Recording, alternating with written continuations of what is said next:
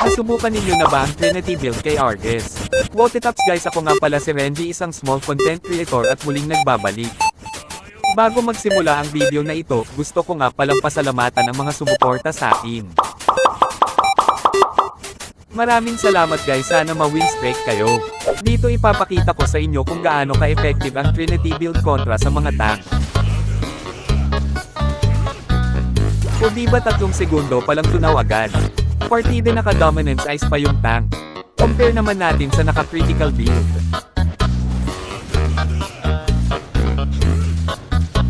At kung sa makikita ninyo 3.89 sa Trinity build at 3.44 naman sa critical.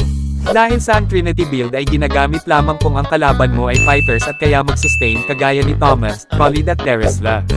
Kasama na din ang mga tank, na si Hylos na pinaka-pupal sa lahat ng tank. Hindi ko nga lang mapapikita sa inyo kung effective ito dahil sa wala akong kasama sa paggawa ng content. Maraming salamat ulit sa pagsuporta sa akin. By the way guys, may YouTube channel ako. Nasa profile ko yung link. At kung di ka pa nakasubscribe at follow. Pogi. Sige na.